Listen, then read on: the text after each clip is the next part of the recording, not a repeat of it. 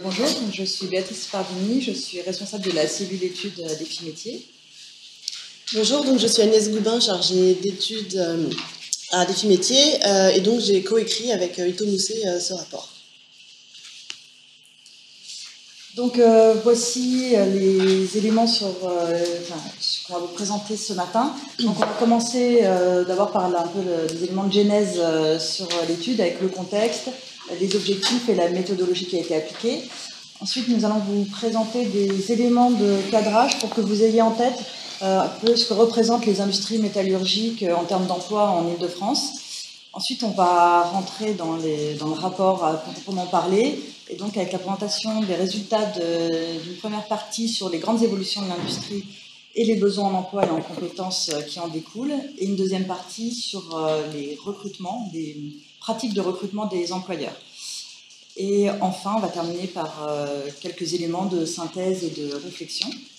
Ce qu'on a prévu, c'est 2 temps d'échange en particulier. Donc un premier à l'issue de la présentation des grandes évolutions, de la grande première partie, et un autre temps après la conclusion. Donc je laisse la parole à Agnès. Donc le contexte d'abord. Donc le contexte global, on est dans un déclin massif de l'emploi industriel qui touche surtout les ouvriers en France et y compris en Île-de-France. Donc au cours des 30 dernières années, l'industrie a perdu plus de 2 millions d'emplois et la part de l'emploi industriel dans l'emploi total a été divisée par 2 sur la même période. Donc ce sont surtout les emplois de production qui ont été les plus durement touchés. Les ouvriers de l'industrie étaient plus de 1,3 million au début des années 80 et ils n'étaient plus que 580 000 à la fin des années 2000. Et donc ce qui est craint, c'est que ce déclin pourrait encore s'accentuer avec la généralisation des robots, généralisation annoncée, et des imprimantes 3D notamment. Voilà, ça c'est pour le contexte. On a aussi l'hypothèse de difficulté de recrutement dans l'industrie. Donc malgré la baisse importante du nombre d'ouvriers ces dernières années et la crainte qu'elle s'accentue encore, les employés industriels auraient aujourd'hui des difficultés à recruter. Donc ça, on le voit dans l'enquête besoin en main-d'œuvre de Pôle emploi à l'échelle francilienne. Donc pour 2016, il y avait 3800 projets de recrutement d'ouvriers de l'industrie qui étaient envisagés par les employeurs. Et donc c'était plus de 45% de ces projets qui étaient estimés difficiles, près de la moitié. C'est plus qu'en France entière, où cette proportion s'élève à 36%. Donc déjà, voilà, ça indique quelque chose. Et on avait une étude IAU qui corroborait ces résultats avec une pénurie, surtout sur les profils d'ouvriers qualifiés. Donc évidemment, ce phénomène, s'il est avéré, suscite des interrogations dans un contexte de chômage de masse élevé, très élevé, et a priori en présence de candidats sur le marché du travail, de nombreux candidats sur le marché du travail. Donc, en fait, c'est en partie pour accompagner donc, la volonté des pouvoirs publics de soutenir l'industrie francilienne et aussi pour comprendre justement ces difficultés de recrutement que nos commanditaires, l'État et la région, nous ont donc demandé de réaliser une étude sur les industries métallurgiques. Donc, l'objectif de l'étude était d'observer les évolutions qui touchent et vont toucher à moyen terme l'industrie et d'essayer de comprendre les impacts sur les besoins en emploi et en compétences. Et d'autre part, et c'est aussi ça le cœur de l'étude, c'est d'analyser les pratiques de recrutement et la façon dont sont alimentés ces métiers donc, dans les industries métallurgiques. Au final, les enjeux, c'est donc toujours pour les pouvoirs publics, c'est d'améliorer l'accès à l'emploi des demandeurs d'emploi et des jeunes diplômés. Et c'est aussi, finalement, de répondre aux besoins en compétences des industries métallurgiques pour, au final, améliorer leur compétitivité. La méthodologie. Alors, on a d'abord réalisé une première analyse documentaire, donc sur la base de très nombreuses lectures, rapports, etc. On a produit une première note qui a mis en évidence des grandes tendances. Alors du coup, à la suite de cette analyse documentaire, suite à la constitution d'un comité technique d'experts, le choix a été fait de resserrer aux industries métallurgiques. Alors pourquoi ? Parce que l'industrie rassemble en fait une très grande variété d'activités On a à la fois l'industrie alimentaire, automobile, chimique, pharmaceutique, coquefaction, etc. C'est vraiment très hétérogène. Il était impossible d'appréhender ce sujet avec avec une entrée aussi hétérogène de l'industrie. Donc voilà, on a fait ce choix. Excusez-moi. Donc ce choix, il correspond à la métallurgie au sens large et d'autres secteurs d'activité proches. Donc les voici. Ça correspond en fait au périmètre de l'UIMM. Voilà. Donc vous avez à la fois la métallurgie et la fabrication de produits métalliques et tous les autres points que vous voyez. Voilà, ça c'est vraiment pour voir notre périmètre. Donc l'étude s'attache à étudier en particulier les besoins de compétences sur les postes de production, c'est-à-dire vraiment les opérateurs de production. C'est-à-dire on est vraiment sur les métiers de tourneur, fraiseur, chaudronnier, ajusteur, usineur, etc. C'est vraiment focalisé sur ces métiers-là. En plus, ce choix a été fait parce qu'il s'agit de métiers qui sont proches et traditionnels. Et voilà, ce secteur apparaît plus homogène, plus cohérent. Et il permet vraiment d'observer une réalité plus concentrée. Et il est aussi transversal à un ensemble de filières. C'est-à-dire que ça permet aussi de traverser la filière aéronautique, de la défense, ferroviaire. On a aussi fait ce choix dans le contexte du Grand Paris et des perspectives que ça génère sur la fabrication de rails, de matériel de transport, etc. Donc ce choix, à quoi il correspond? Il correspond à environ un tiers des établissements industriels d'Île-de-France. C'est le poids de ce secteur en Île-de-France. Alors ensuite, l'enquête de terrain. On a interrogé une cinquantaine d'acteurs. D'abord, alors une enquête de terrain auprès des employeurs, essentiellement des dirigeants en charge des embauches ou des responsables RH. Donc ils ont été vraiment interrogés sur leurs pratiques de recrutement et leurs besoins de compétences. On a ainsi interrogé une vingtaine de TPE et PME, plus un groupe français à dimension internationale qui a été rencontré à la fois en sa qualité de grand donneur d'ordre et d'entreprise industrielle. Donc d'une part auprès des employeurs et d'autre part auprès d'autres représentants, une trentaine d'acteurs de 12 structures différentes que vous voyez apparaître, donc des acteurs institutionnels, des représentants des industries métallurgiques et des référents sur la formation initiale continue et l'apprentissage. Et en fait, ces acteurs, ça correspond à peu près aux membres du comité technique d'experts qu'on a constitué en début d'étude. Voilà, on va donner quelques grandes données de cadrage sur les industries métallurgiques franciliennes et on va rentrer après dans le vif du rapport. Donc ces données datent un peu, puisqu'elles sont c'est des données des bases INSEE 2012-2013, parce qu'en fait cette partie a été traitée en tout début d'étude, donc on avait à l'époque ces données-là, mais finalement ce sont des données structurelles qui sont assez stables et elles changent très très peu d'une année sur l'autre. Donc les industries métallurgiques, ce sont 250 000 salariés en Île-de-France. Le sous-secteur le plus important de ce secteur, c'est la fabrication de matériel de transport, avec à peu près 80 000 salariés. On observe des disparités assez importantes sur le territoire francilien, puisqu'on a d'un côté les Yvelines qui concentrent 28% des salariés, et on a donc aussi dans une moindre mesure les Hauts-de-Seine avec 18% des salariés, et on a de l'autre côté Paris et le Val-de-Marne avec moins de 7% des salariés. Si on s'intéresse à présent aux entreprises, on a 18 000 établissements qui sont implantés dans la région. Ça représente 13% des établissements, des entreprises françaises des industries métallurgiques. Alors parmi elles, il y en a 60% qui n'ont pas de salariés, donc ce sont des auto-entrepreneurs, des artisans. Voilà. Et parmi les établissements employeurs, il y en a donc 65% qui comptent moins de 10 salariés, et seulement 8% qui emploient plus de 50 salariés. Donc l'industrie métallurgique, les industries métallurgiques franciliennes qui sont vraiment donc composées de TPE, PME, c'est vraiment le tissu francilien, et c'est un élément qui est très important à prendre en compte quand on s'intéresse évidemment aux pratiques de recrutement notamment. Donc ça y est, nous rentrons dans le vif du sujet. On va commencer par une... Donc, on va vous montrer, diffuser une vidéo que nous avons réalisé sur l'industrie du futur dans les PME des industries métallurgiques franciliennes et les compétences attendues. Donc c'est une vidéo qui sera mise en ligne sur notre site, là, qui sera peut-être même encore un petit peu améliorée d'ici là, mais ça me semblait vraiment intéressant de vous la montrer aujourd'hui.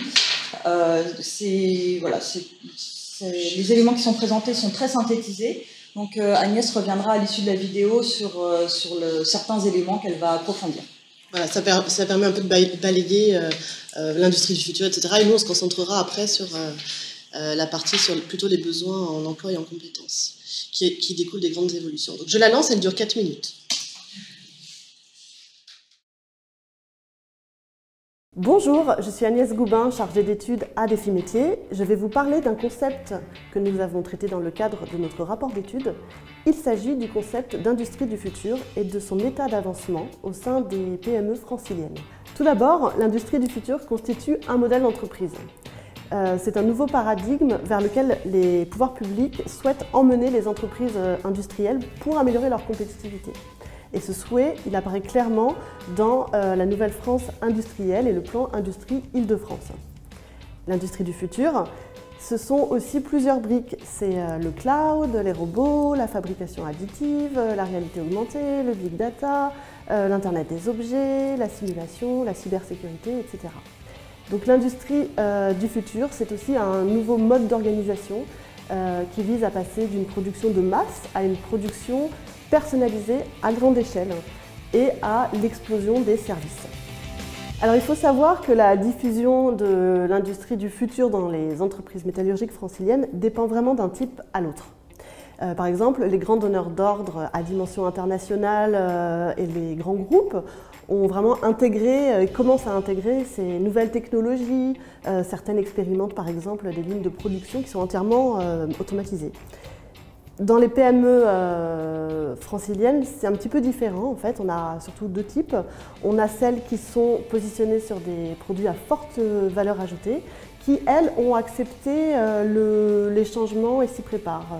Et puis à côté, on a beaucoup aussi de PME franciliennes qui ont un profil plus traditionnel et qui sont très éloignées de ce concept d'industrie du futur.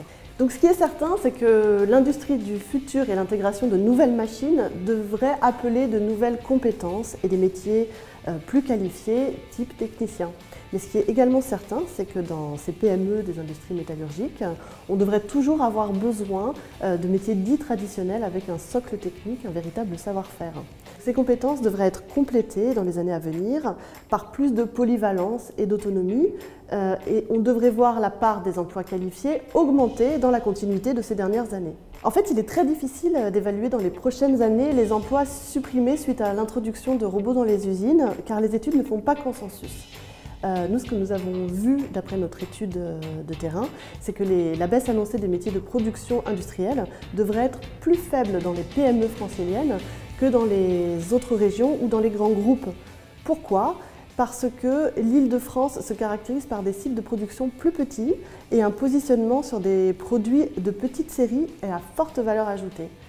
Et d'ailleurs, les employeurs nous l'ont dit, ils envisageaient davantage d'intégrer des robots collaboratifs que productifs. Les études montrent qu'il y aura des besoins de recrutement dans les années à venir, en particulier sur les métiers d'ouvriers et de techniciens du secteur. Le système d'alimentation des métiers des industries métallurgiques doit donc préparer et anticiper les changements à venir. Or, l'enquête de terrain que nous avons faite fait apparaître des dysfonctionnements dans ce système. On a d'un côté les employeurs des industries métallurgiques qui rencontrent des difficultés de recrutement sur ces opérateurs de production, avec des phénomènes de pénurie. Et de l'autre côté, dans le même temps, nous avons des jeunes diplômés qui, sur les mêmes métiers, rencontrent des difficultés d'insertion. Donc ces dysfonctionnements, ces causes et ces conséquences, c'est ce que nous verrons dans une prochaine vidéo. Et c'est également le second volet de notre rapport d'études que vous pouvez consulter sur le site de Défi Métiers. Merci de nous avoir suivis et à bientôt.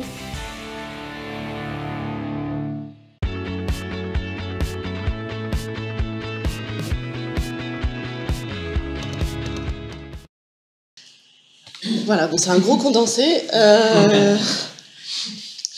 Alors, donc on va quand même développer un tout petit peu la seconde partie de cette vidéo qui est plus sur les conséquences en fait de ces grandes évolutions sur les besoins en emploi et en compétences. Donc on vous propose de partir des spécificités des industries métallurgiques en Île-de-France. Donc je l'ai dit, comme sur l'ensemble du territoire national, elle connaît un phénomène de désindustrialisation qui s'est accentué avec la crise financière de 2008. Mais ce qui est intéressant, c'est que la répartition des catégories socio-professionnelles révèle vraiment des spécificités franciliennes. Donc, comme vous le voyez sur ce schéma, dans les industries métallurgiques en Île-de-France, la part d'ouvriers s'élevait à 21% en 2014. Et en fait, c'est près de 2 fois moins que pour la France entière. C'est en marron, là, vous voyez, 21%, 47%. En jaune, ce sont du coup les cadres. Voilà, donc c'est assez frappant quand même. On est à 45% en Île-de-France et à 20% en France. Et donc, comme le montre le schéma suivant, c'est qu'il y a vraiment eu des évolutions, des impacts au cours de ces dernières années. Et ça, même ça se traduit en fait sur ces 4 dernières années où on voit les effectifs d'ingénieurs et cadres qui évoluent. Pas énormément, mais qui évolue quand même, et surtout en marron, on voit on voit les effectifs d'ouvriers qui, eux, baissent. Rien que sur 4 ans, c'est moins 14% d'effectifs. Donc voilà, la baisse du nombre d'ouvriers en Île-de-France, elle s'explique en partie par les évolutions évoquées dans la vidéo, c'est les progrès technologiques, la servitisation, mondialisation, crise financière de 2008, etc. Autre facteur d'explication, c'est qu'au fil des années, l'industrie francilienne a délocalisé ses activités de production les moins compétitives pour conserver en priorité les activités innovantes et à forte valeur ajoutée. Donc il y a eu plusieurs entreprises qui ont fait le choix stratégique vraiment de placer les fonctions de conception, recherche et développement en Île-de-France et la fonction production en province où tout simplement les coûts de production sont moins élevés, notamment en raison du foncier et du niveau de vie, etc.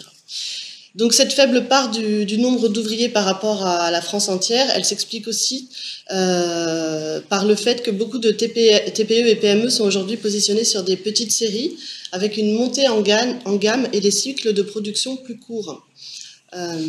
Donc ça, c'est un phénomène qui est très difficile à mesurer, mais que plusieurs acteurs nous ont dit.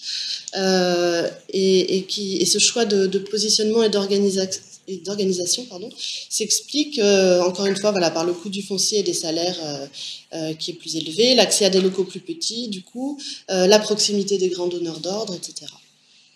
Donc la grande question, c'est de savoir si ce phénomène de baisse de la part des ouvriers va se poursuivre dans les années à venir. C'est vraiment très difficile en fait de répondre à cette question tant la conjoncture économique est instable. Mais ce qu'on sait en tout cas, c'est que même si en volume c'est difficile d'évaluer, on sait qu'il y aura quand même un impact sur les métiers, en tout cas d'opérateurs de production dans les industries métallurgiques. Donc a priori, ce qui se dessine, c'est qu'il y aura une évolution des métiers d'opérateurs de production, plus qu'une révolution dans ces PME franciliennes. Donc là, c'est vraiment ce que nous ont dit les employeurs, c'est que l'intégration de nouvelles machines ne constituait pas de rupture dans les PME. Il n'y a pas eu de grand bouleversement organisationnel dans les grandes entreprises qui ont intégré de nouvelles machines type robot, imprimante 3D, logiciels ou outils. Et il n'y a pas non plus eu de bouleversement des métiers. Donc ce que nous disent les employeurs, c'est que l'intégration de robots ne rimerait pas avec la disparition des métiers de production dans les PME franciliennes, au contraire. Donc nous, en fait, on formule l'hypothèse que la baisse annoncée des métiers de production industrielle, qui ressort dans plusieurs études sur la robotisation, qui d'ailleurs ne font pas consensus, nous, notre hypothèse, c'est que cette baisse annoncée, elle devrait être plus faible en Île-de-France. Parce que je l'ai dit tout à l'heure, la région, avec ses sites de production plus petits et son positionnement sur des produits de petite série à forte valeur ajoutée, elle n'aura sans doute pas les mêmes types de robots que dans les autres régions. Les employeurs nous disent souvent qu'ils envisagent d'intégrer des robots collaboratifs plutôt que productifs. Donc encore une fois, ça va avec le type de production. On n'est pas dans des productions à grande série avec des gestes répétitifs, on est plutôt dans dans des petites productions. Donc c'est plus des robots collaboratifs qui sont envisagés. Et que du coup, ça ne devrait pas remplacer beaucoup d'emplois. Et évidemment, l'impact devrait être moins fort dans les PME que dans les grands groupes, qui sont davantage positionnés sur des grandes séries de production et qui verront des lignes entières de production automatisées. On a rencontré un grand groupe qui nous a dit qu'actuellement, ils expérimentaient une ligne entièrement automatisée, robotisée, et que du coup, c'était pas sans impact, ça, évidemment, sur leur organisation, et que cette expérimentation, il l'a surveillée comme le lait sur le feu, parce que ça pouvait avoir, évidemment, là, ça pouvait vraiment remplacer beaucoup de postes. Donc voilà, on est vraiment sur des types de production différents. Ce qui ressort aussi, c'est qu'il y aura la permanence du socle technique, et une hybridation des métiers qui commence déjà et qui devrait se poursuivre. Donc plusieurs acteurs rencontrés, des PME, disent clairement qu'ils auront toujours besoin de métiers traditionnels, avec une véritable base technique, un savoir-faire. Et on verra à quel point, dans l'autre partie, à quel point ce socle technique est important et déterminant. Voilà, donc toujours des métiers dits traditionnels, avec un socle technique inchangé. Ce qu'il y a, en fait, c'est que ces compétences de base, elles seront toujours nécessaires, mais elles seront complétées par d'autres plus pointues, associées à une polyvalence et autonomie. C'est ce qui ressort aussi d'ailleurs dans les différents rapports de la fabrique de l'industrie, de l'observatoire de l'UIMM, etc. Donc voilà, les salariés industriels de demain devront accroître leurs compétences techniques, informatiques, de gestion, de production, et globalement de faire preuve d'une plus forte adaptabilité au changement. Voilà. Globalement. Donc on parle de destruction d'emplois, c'est vrai que les chiffres ne font pas consensus, mais il y aura dans les prochaines années toujours des besoins de recrutement. Donc d'après l'Observatoire paritaire de la métallurgie, en France, les industries métallurgiques continueront de recruter de manière significative jusqu'à 2025. Alors ça s'explique par le vieillissement de la pyramide des âges qui a accompagné la baisse des effectifs et la mobilité des salariés. Donc en moyenne, on sera sur plus de 80% des besoins de recrutement chaque année qui seront générés. Et certains acteurs institutionnels interrogés prédisent aussi des besoins en grand nombre d'opérateurs de production dans les prochaines années.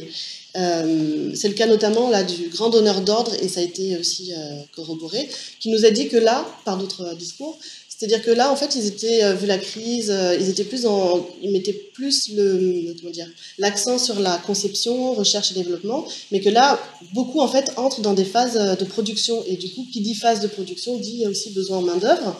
Besoin en main-d'œuvre, enfin, dit du coup recrutement. Qui dit recrutement dans les grands groupes, dit aussi, du coup, il y a toute la chaîne, en fait, c'est un écosystème, toute la chaîne des sous-traitants. Donc voilà, tout ça devrait vraiment générer des besoins de recrutement plus élevés. Donc on est dans une reprise d'activité. Et du coup, pour trouver ces compétences dont elles auront besoin demain, les entreprises de la métallurgie doivent donc se préparer et anticiper ces changements. Et pour cela, il faut donc que le système d'alimentation des métiers des industries métallurgiques soit prêt. Il faut aussi qu'il existe sur le marché du travail une main-d'œuvre qui soit disponible et qui détienne les compétences attendues, c'est-à-dire prête aux enjeux de demain, notamment l'industrie du futur. Et dans ce contexte, la formation joue un rôle clé, mais on verra finalement que c'est plus complexe que ça, que en fait, cette formation, elle ne pourra pas à elle seule répondre à tous les enjeux et difficultés du secteur, en particulier les difficultés de recrutement. Peut-être, là on arrive à la fin de la première grande partie du rapport. Avant de passer à la suivante, peut-être est-ce que vous avez des réactions, des questions ?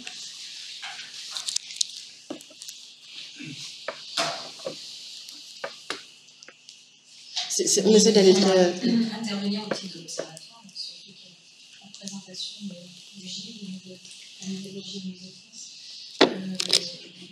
Moi, j'ai trouvé votre étude, je l'ai dit, très complexe, très bien synthétisée dans les différentes tendances. Je précise juste que les besoins en recrutement ne s'arrêteront pas normalement en 2025. C'est simplement que c'est mesuré pour l'instant jusqu'à 2025 et qu'après, il faudra le scénario suivant.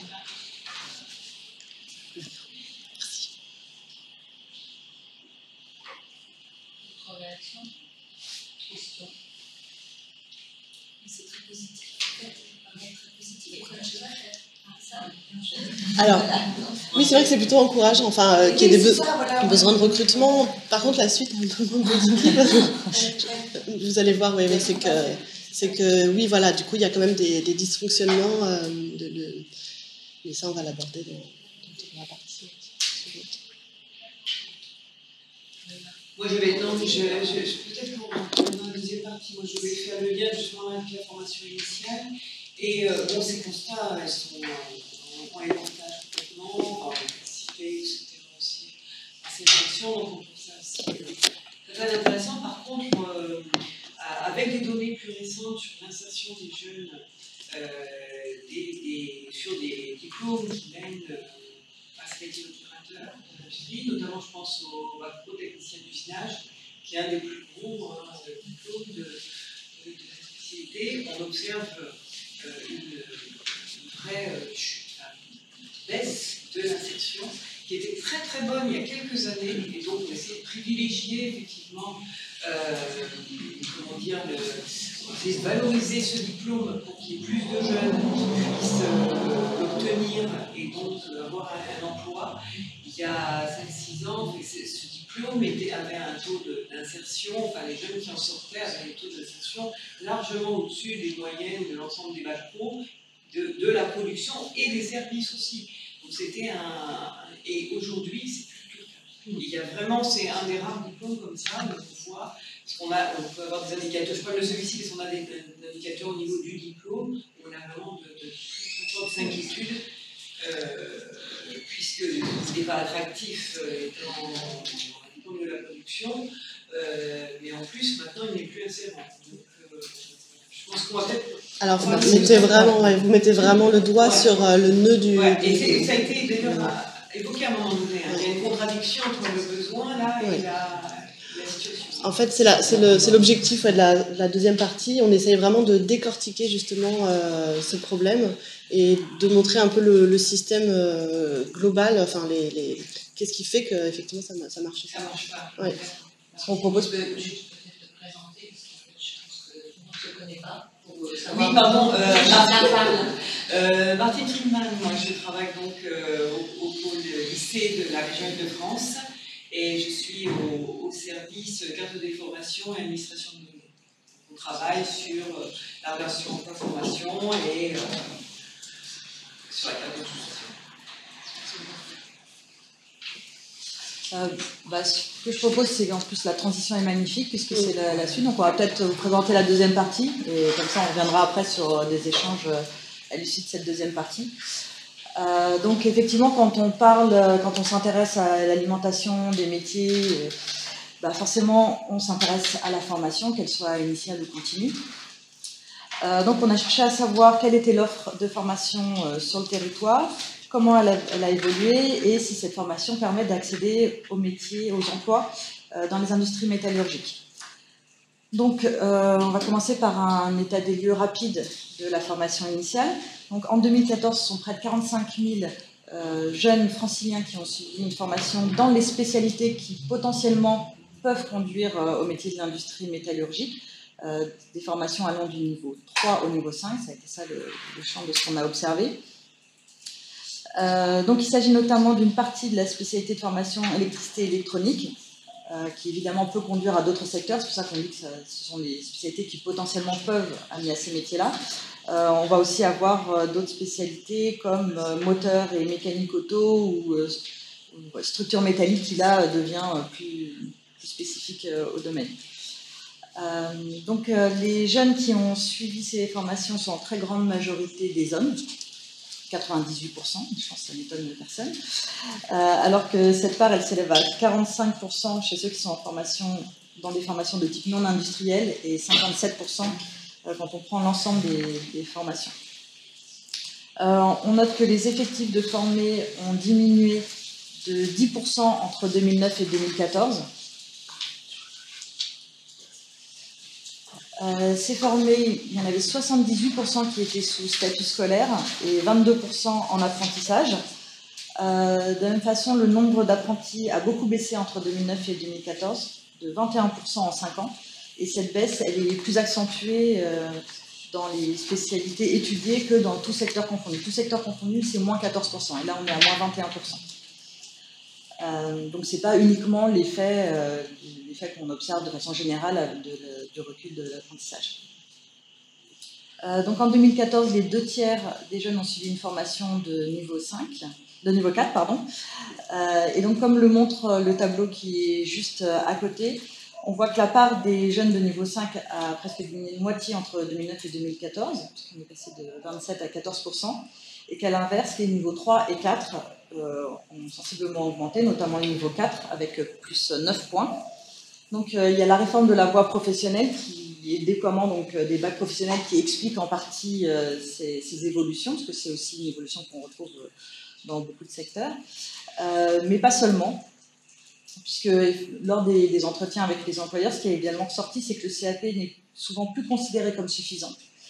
Les candidats doivent avoir, selon les postes, au moins un bac pro ou un BTS, et que plusieurs employeurs estiment que les jeunes qui sortent d'un CAP sont trop jeunes, puisque voilà, 16 ans, très jeune et trop immature. Et beaucoup aussi pensent que le niveau de ce diplôme s'est dégradé dans les dernières années et que c'est devenu vraiment une véritable voie de garage. Et donc ça ne correspond plus à leurs besoins. Et de fait, donc vous l'évoquiez, le recours aux jeunes débutants, on peut le qualifier de faible. D'abord avec une faible insertion des jeunes diplômés. Donc, elle est assez difficile sur les métiers d'opérateurs de production. En Île-de-France, à titre d'illustration, en 2015, les lycéens de niveau 5 des spécialités industrielles s'insèrent moins sur le marché du travail par rapport aux autres spécialités de formation. Donc, plus précisément, d'après l'enquête IVA 2015, c'est seulement 13 à 15% de ceux qui ont suivi une formation de niveau 5 dans les spécialités moteur et mécanique auto, structure métallique ou électricité électronique, qui étaient en emploi 7 mois après leur sortie du système scolaire, 13 à 15%. Au niveau bac, la part des jeunes en emploi, elle remonte un petit peu, elle aussi, entre 30 et 39% selon les spécialités. Et même ceux qui ont même les diplômés d'un BTS accèdent pour un peu plus de la moitié d'entre eux à un emploi. Donc, de manière générale, ces taux d'emploi restent inférieurs à l'ensemble des spécialités présentes en Île-de-France. Donc voilà, premier constat. Et cette faible insertion des jeunes, elle se mesure aussi dans la pyramide des âges des salariés des industries métallurgiques. C'est comme l'explique l'Observatoire de la métallurgie. En France, donc là on est vraiment sur la France, la comparaison de la pyramide des âges entre 2003 et 2009 fait apparaître une faible baisse de la part des moins de 30 ans. Donc en 2003, ils étaient 21% et en 2009, ils ne pèsent plus que 16%. Donc vous voyez l'effet de baisse. Donc on a un faible recours aux jeunes débutants, mais également à l'apprentissage en fait. Et on va d'ailleurs évoquer donc les freins avancés par les employeurs. Donc ce qui ressort, ça c'est l'enquête de terrain, il a été très difficile en fait de mesurer, de chiffrer ce phénomène, mais c'est que en tout cas c'est pas une modalité appropriée pour plusieurs entreprises, le recours à des apprentis, ce qui peut paraître surprenant d'ailleurs parce qu'on pense à la tradition compagnonique dans les industries métallurgiques, mais pourtant c'est vrai que c'est un phénomène qui n'est plus vraiment présent. Donc un ensemble de freins a été avancé par les recruteurs des PME, des industries métallurgiques, pour justement justifier leur réticence. Le terme est vraiment juste parce que pour beaucoup c'est vraiment une question compliquée. Donc d'abord, ce qu'ils avancent, c'est le manque d'opérationnalité attribué aux jeunes. Voilà, ils estiment que les jeunes d'aujourd'hui, comme ils disent, devraient être mieux formés durant leur cursus et avoir plus de savoir-faire en arrivant en entreprise. Donc certains doutent de la qualité des enseignements et de l'adaptation des contenus aux réalités des besoins des entreprises. On va voir plus loin que plus compliqué que ça. Donc voilà, il y a ces problèmes-là de savoir-faire. Enfin, ils attendent en fait comment dire, de débutants qu'ils arrivent déjà avec un gros bagage opérationnel, de savoir-faire, etc. Ce qui est par définition un peu compliqué quand on est débutant. Il y a également des problèmes de comportement attribués aux jeunes. De respect des horaires de travail, des arrivées en retard, de ne pas être suffisamment intéressés et motivés, de passer trop de temps sur leur smartphone, de ne pas respecter les règles de l'entreprise, les règles de politesse, etc. Voilà, ils jugent de manière générale leur comportement désinvolte et ils ne comprennent pas en fait, et les comprennent pas. Mais ajoutons quand même que cette récrimination n'est pas nouvelle et c'est certainement un phénomène qui existe depuis très longtemps. Oui, oui. Donc ensuite, les freins supplémentaires vraiment spécifiques à l'apprentissage, c'est le coût de l'embauche que les employeurs mettent en regard avec le manque d'opérationnalité des apprentis. Ils ont vraiment le sentiment du coup de devoir payer la formation du jeune sans voir l'investissement que ça peut représenter pour eux en fait. Donc il y a ça, il y a l'investissement en temps de travail que ça représente pour eux en fait l'encadrement d'un jeune dans un contexte de charge et de rythme de travail très élevé. On reviendra sur ce point plus tard. Voilà, et puis plusieurs entreprises disent ne pas avoir le temps tout simplement disponible à consacrer à cet encadrement. Et d'autant plus, donc, ces freins, qu'il y en a un troisième qui découle de ces autres freins, c'est le risque de voir l'apprenti partir au terme de sa formation. Donc ça c'est vraiment revenu à plusieurs reprises, et encore une fois, c'est un phénomène qui est difficile à mesurer très objectivement, mais en tout cas, il y aurait, d'après ces employeurs, un effet d'attraction des grands groupes prestigieux qui offrent de meilleures conditions de travail, des avantages sociaux, la sécurité de l'emploi, voilà. Ça des grands groupes et qui du coup attireraient donc en fait les PME ont le sentiment finalement de former quand elles le font, de former, ou quand elles l'ont fait, d'avoir formé les jeunes pour finalement au service des grands groupes. Donc quoi qu'il arrive, qu'il s'agisse de jeunes sortant de formation, d'apprentis ou de jeunes stagiaires en lycée professionnel, ce qui apparaît, c'est qu'aujourd'hui, ils ne semblent plus les bienvenus dans les entreprises des industries métallurgiques, et cette tradition de compagnonnage semble vraiment s'étioler. Donc il y a ça d'un côté. Là, on est vraiment sur les constats globaux. On va essayer après d'expliquer. On a ensuite le manque d'attractivité des formations des industries métallurgiques. Donc la faible insertion des jeunes dans l'emploi participe certainement du déficit d'attractivité dont souffre déjà l'industrie. Donc plusieurs enquêtes ont montré que les industries, ou l'industrie en général, suscitent des représentations négatives dans l'esprit du grand public. Donc il y avait une étude assez récente qui parlait de travail à la chaîne qui s'appliquait bien pour l'industrie pour 85% des jeunes, travail à la chaîne, pénibilité pour 81%, saleté pour 55% et déclin pour 51%. Bon, elles ne sont pas toutes positives parce qu'il y en a aussi qui l'associent à l'exportation, à la haute technicité, à l'innovation, etc. Mais bon, quand même, il y a ce déficit d'image qui est aussi relayé par les médias, les fermetures d'usines, etc. Les délocalisations, voilà. Et donc ces représentations négatives ont également des effets en fait sur les pratiques d'orientation des jeunes vers ces filières. Donc ces diplômes souffrent d'une double stigmatisation, celle de la voie professionnelle et celle de l'industrie. Donc en tout cas, ces formations sont souvent considérées comme je vous disais tout à l'heure, comme des voies de garage en fait. Voilà. Alors ensuite, selon les employeurs interrogés, ce déficit d'attractivité a pour conséquence la fermeture de classes et ou de lycées professionnels à proximité de leur entreprise. Alors ça, beaucoup ont parlé de ce phénomène, mais encore une fois, c'est très difficile à mesurer. Mais a priori, il y aurait voilà, ces fermetures de classes, de lycées, et voilà, ce serait intéressant quand même d'en savoir plus.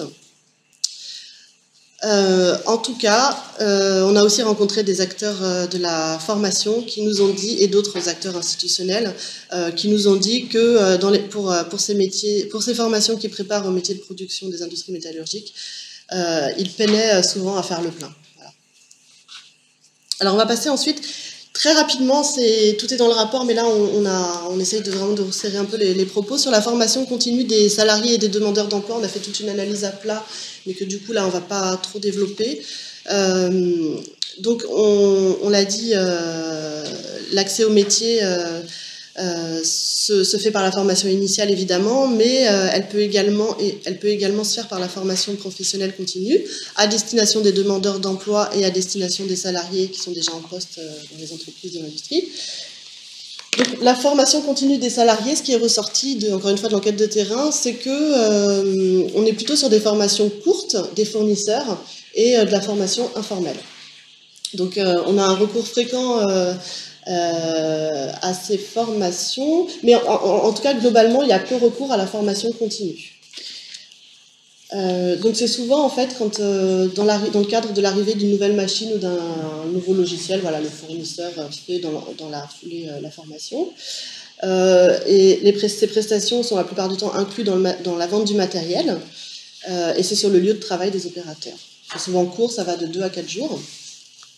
Quant à la formation informelle, c'est une pratique qui est courante dans les PME des industries métallurgiques, mais donc c'est souvent lors de toute nouvelle prise de poste, mais pas pour des débutants, en fait, c'est pour des gens qui ont déjà un bagage, du coup, et c'est plus pour former aux spécificités de l'entreprise, voilà.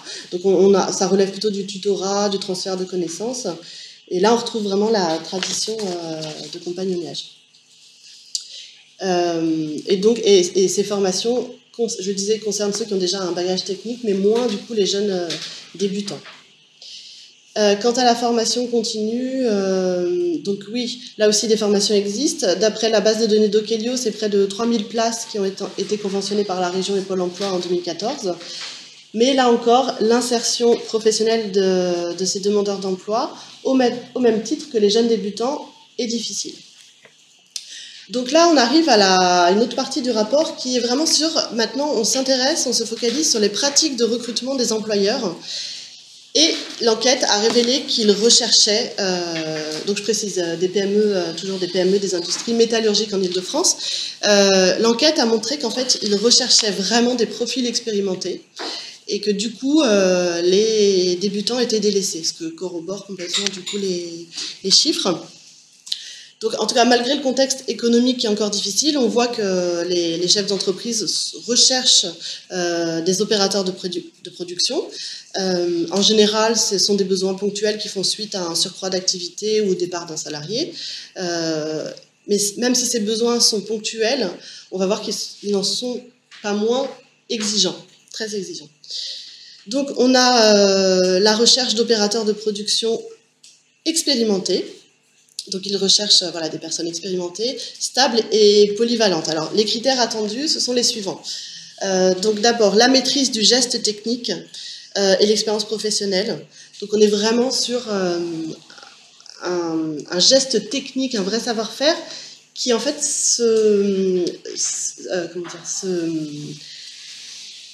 que la personne a, en fait, après des années de pratique. C'est pas en sortant d'une école comme ça que d'un coup on arrive à avoir ce fameux savoir-faire. C'est vraiment, ça s'acquiert par l'expérience.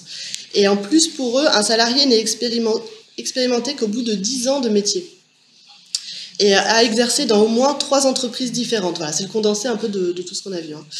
La notion d'expérience a pour corollaire l'âge du postulant, donc ça c'est quand même un fait à souligner.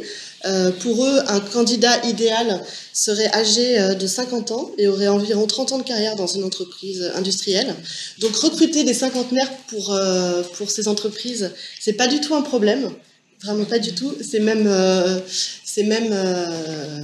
bon point. Il y a notamment un employeur qui nous a dit parce que quand même ça a interrogé justement de recruter c'est des cinquantenaires alors qu'on sait qu'ailleurs ça peut être difficile, et la personne nous a dit mais de toute façon on n'a pas de visibilité dans 5 ans, je sais même pas si j'existerai encore, donc on peut investir, on a les moyens d'investir parce que qui dit aussi cinquantenaire dit aussi des salaires plus élevés, donc voilà, ça c'est vraiment pas un problème pour beaucoup de ces entreprises. Ils sont vraiment très très très demandeurs de ces profils là. Ils attendent aussi, comme comme qualité de la polyvalence et une expérience antérieure en PME industrielle. Alors attention, hein, c'est pas dans des grands groupes, là aussi c'est très précis. Dans les grands groupes, ces opérateurs sont souvent considérés comme des presse-boutons. Le terme est revenu vraiment à plusieurs reprises. Donc eux, voilà, ils veulent quelqu'un qui ait l'expérience de la PME, parce que pour eux, qui dit PME dit aussi polyvalence. Donc à l'inverse du presse-bouton. Donc ça, et évidemment, non pas évidemment, mais autre dernier critère, la motivation, la stabilité et la linéarité des parcours professionnels. Donc dans ce contexte, les demandeurs d'emploi sont des candidats comme les autres, mais à condition d'avoir cette expérience antérieure en fait. C'est-à-dire que un candidat qui vient de se reconvertir, qui vient de suivre une formation, qui fait une reconversion professionnelle, c'est pas des profils qui les intéressent en fait, parce qu'il n'y a pas cette notion de parcours, d'expérience, de savoir-faire. Donc voilà pour leurs exigences.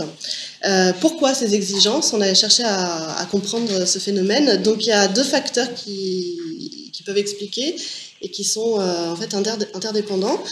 Il s'agit d'une part des contraintes économiques qui pèsent en fait sur ces entreprises et du déficit de GRH dans les PME.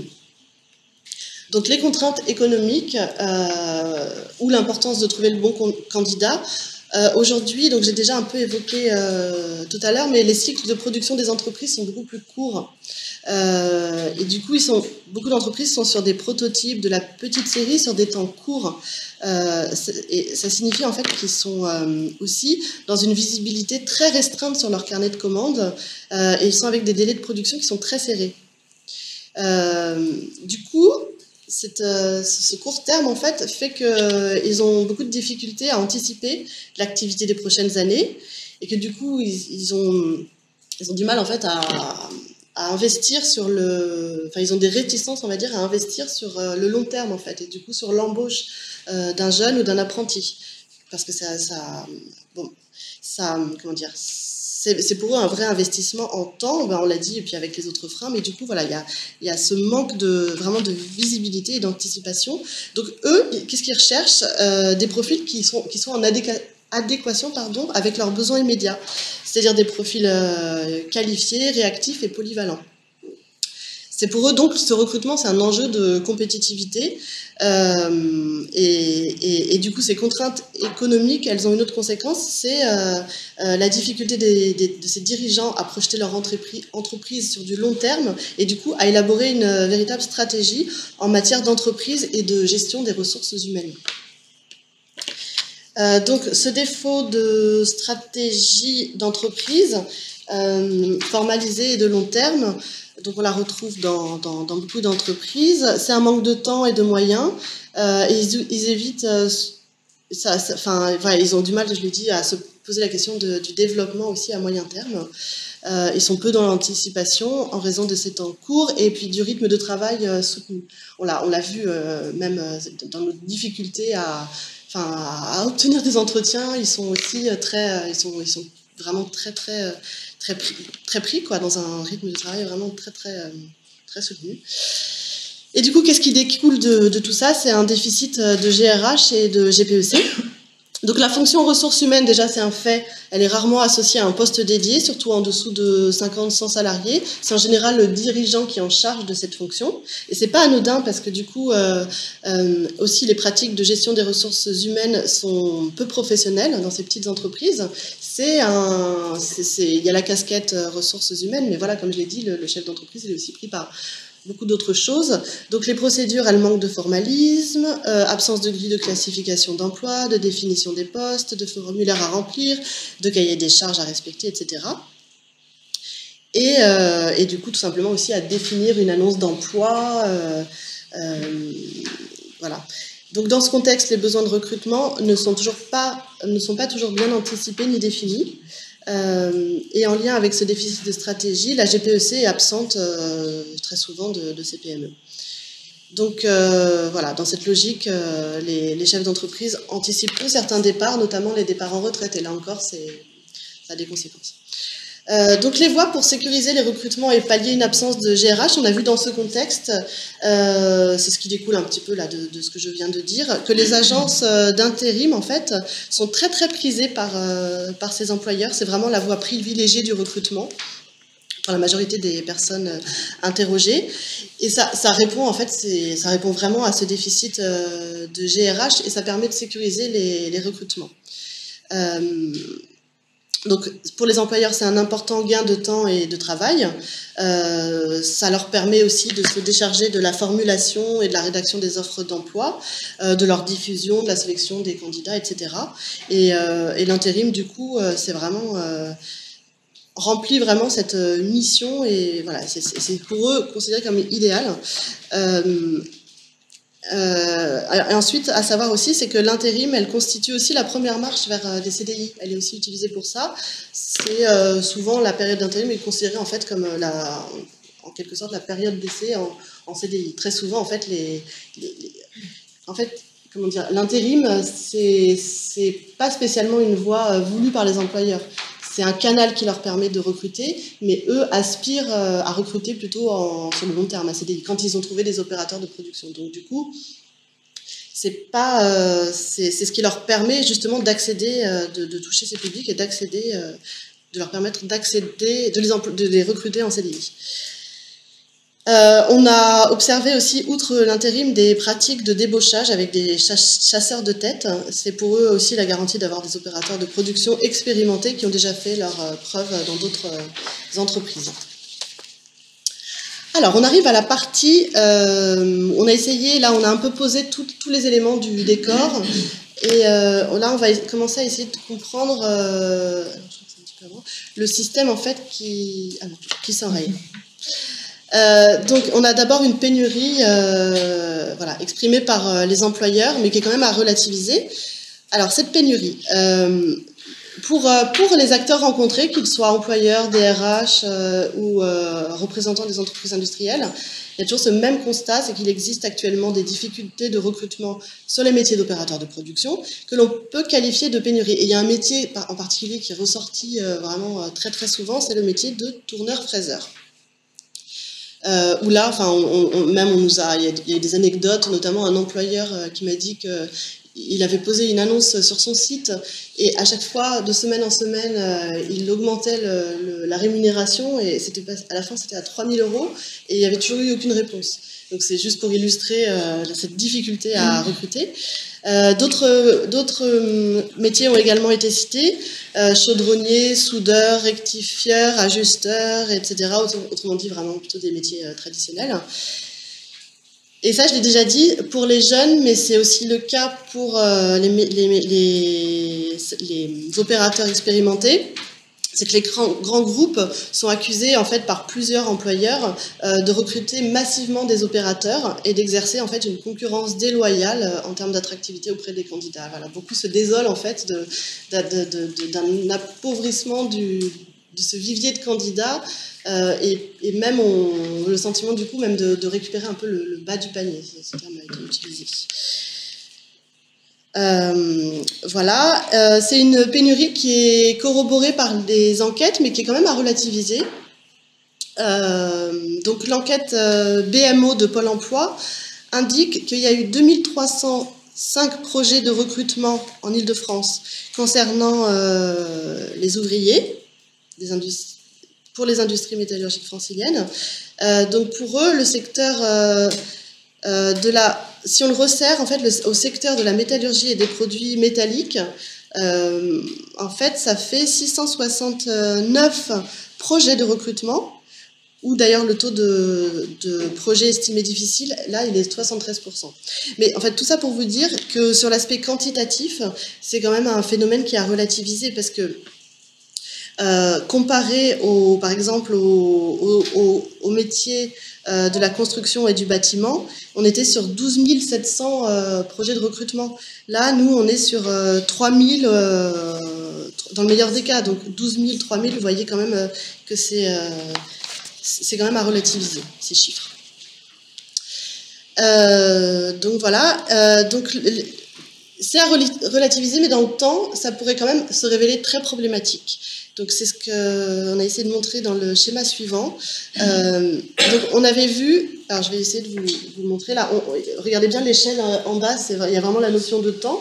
C'est que là, on a le recrutement de profils expérimentés dans les PMI, voilà, c'est un phénomène. Mais or, dans le temps, les départs en retraite, enfin ces profils vont aussi partir en retraite et commencent déjà. Du coup, on pourrait avoir une accentuation des débauches et de la pénurie. Et dans le même temps, et c'est le schéma du haut, enfin les bulles du haut, on a les débutants qui sont délaissés, donc que ce soit les jeunes ou les demandeurs d'emploi en reconversion, ce qui aboutit à une baisse d'attractivité des formations et des fermetures de classes d'établissement, et dans le temps, à tout simplement un appauvrissement du vivier de formés. Donc on arrive là, ce qui est aujourd'hui une pénurie relative, ça risque de devenir une pénurie critique dans un contexte où, on l'a vu, il y a des perspectives de recrutement en fait dans ce secteur. Donc là, voilà, ça peut vraiment... là, c'est pour ça qu'on a utilisé le terme de système qui s'enraye.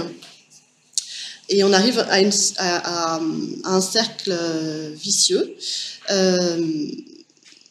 Et ce qu'on a voulu dire aussi, c'est que les employeurs rechignent à recruter des jeunes du fait de leur manque d'expérience, mais de fait, en ayant ces pratiques, même si on a vu qu'il y avait des facteurs explicatifs, ça entretient de fait les difficultés de recrutement, puisqu'il n'y a pas de renouvellement des compétences disponibles sur le marché du travail. En fait, c'est-à-dire que les jeunes se retrouvent vraiment en dehors de ce système, tout simplement. Donc là, c'est problématique, mais ça risque encore de se renforcer. Donc la question aussi, c'est comment les employeurs demain feront-ils pour faire face à ce double phénomène de départ en retraite et de possible augmentation de leurs activités de production. Il semble crucial vraiment de fournir au marché du travail des jeunes débutants. L'insertion des jeunes, c'est vraiment un enjeu, c'est un enjeu de compétitivité aussi, notamment d'autant plus dans l'avènement progressif de l'industrie du futur. Donc il est primordial de recréer un cercle vertueux dans lequel les débutants, qu'ils soient jeunes ou moins jeunes, auront vraiment toute leur place. Voilà. Donc ce qu'on a fait, c'est on vous propose, là on arrive vraiment un peu...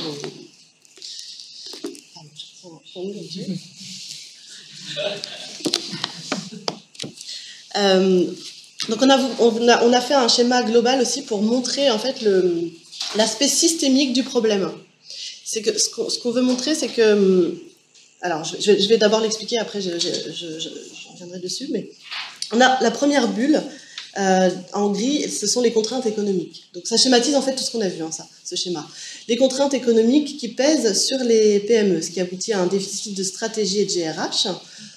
On a ensuite là un déficit de lien des PME avec les OF et l'éducation nationale, qui découle en fait d'un manque de temps, de stratégie, de difficulté à formaliser leurs besoins, à échanger avec eux, etc.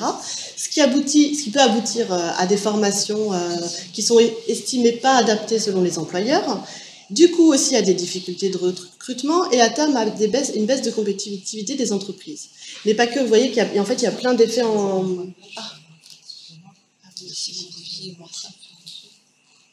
C'est le laser, d'accord, merci. Donc ça, je montrais l'effet un peu en chaîne, qui arrive à en fait, pénurie, baisse de compétitivité des entreprises, etc. Mais en fait, le déficit de stratégie de GRH des PME, ça fait aussi que, du coup, ils embauchent des profils expérimentés, et ça aussi, ça alimente les difficultés de recrutement.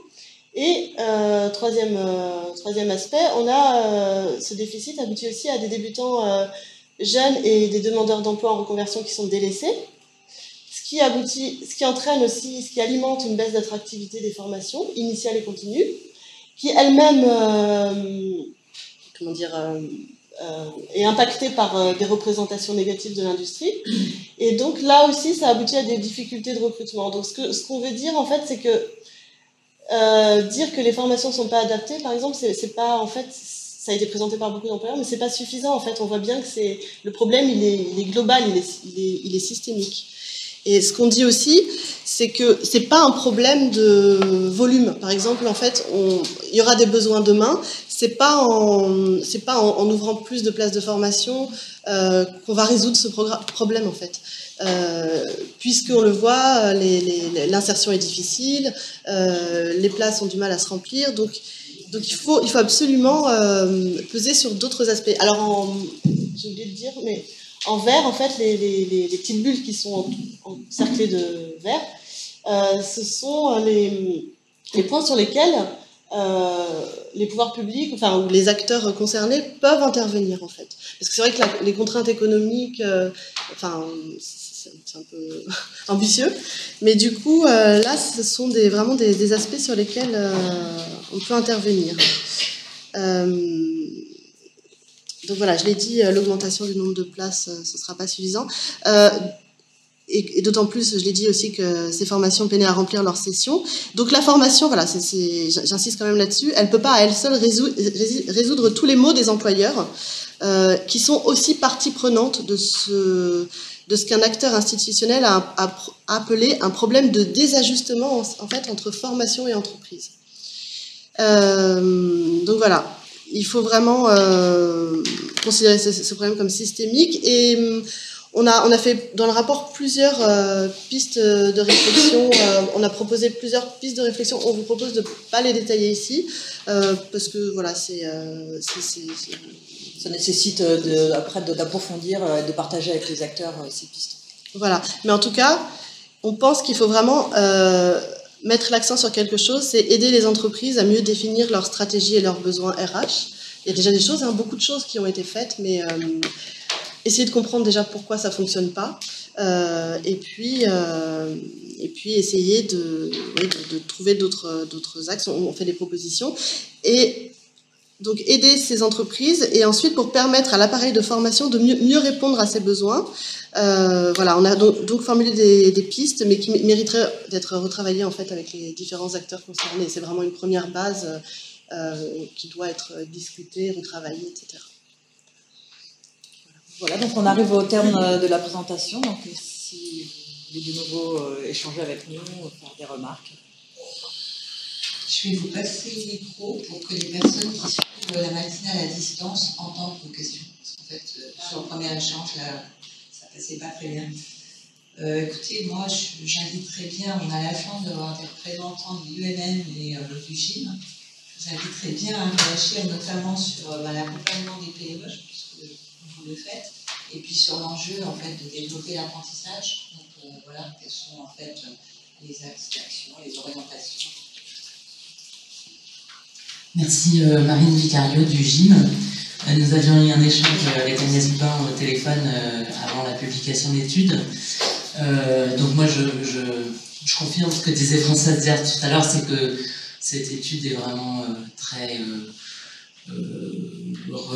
bien faite, représentative de la réalité, de ce que nous on observe sur le terrain, sur le plan de... surtout sur toute l'analyse ce schéma-là, en gros, je pense que ça correspond vraiment à la réalité. Après, moi, c'est plutôt sur les pistes de solutions que j'étais plus interrogative, et notamment, sur l'idée de dire il faut plus accompagner les PME pour qu'elles soient plus dans des démarches d'anticipation et de stratégie RH. Alors, bien sûr, et comme vous le disiez dans l'étude, tous les moyens existent pour le faire. Moi, je pense que... Il y a un problème. Voilà.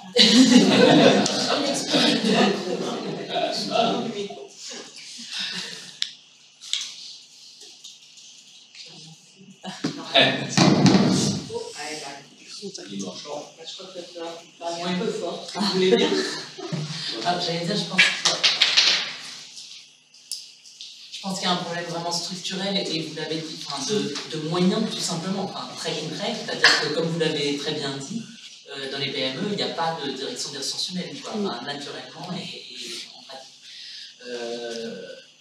D'une part, et d'autre part, ce qu'on observe, à mon avis, dans toutes les entreprises PME et autres, c'est que les politiques et les pratiques RH sont quand même très liées aussi au profil du dirigeant et du management.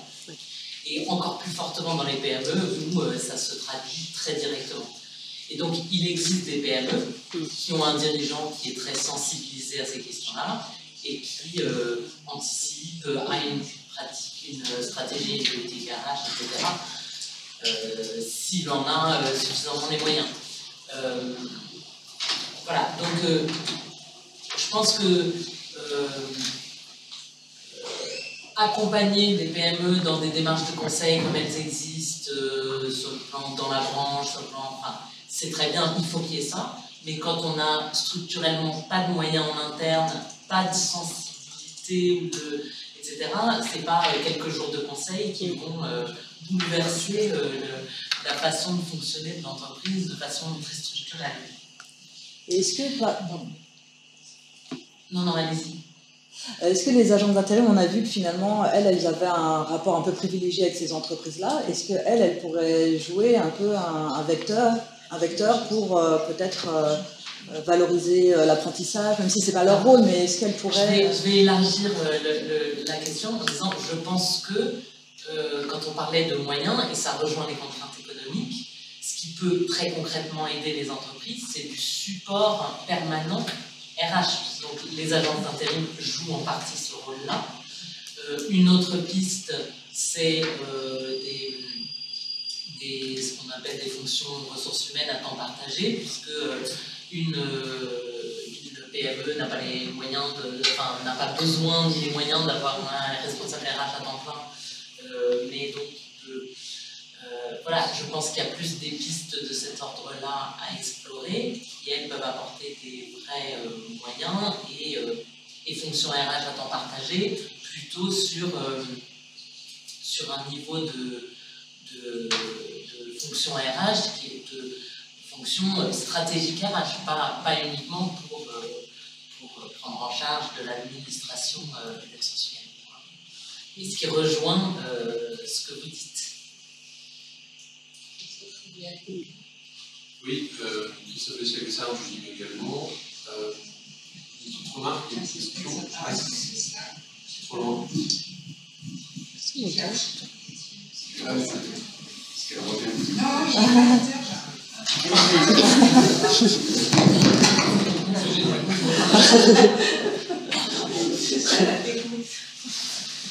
Une petite réflexion et une question ensuite sur l'apprentissage. Vous avez dépeint, c'est un constat, un état de l'apprentissage, notamment des niveaux 5 et 4, alarmant, clairement, sur les méthodes de la pédagogie, l'on observe également.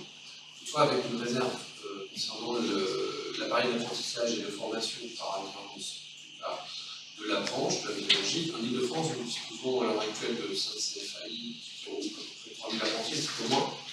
Sur ces 3000 apprentis, juste cette information, nous avons 30 CAP. Voilà, ça donne une indication. Hein.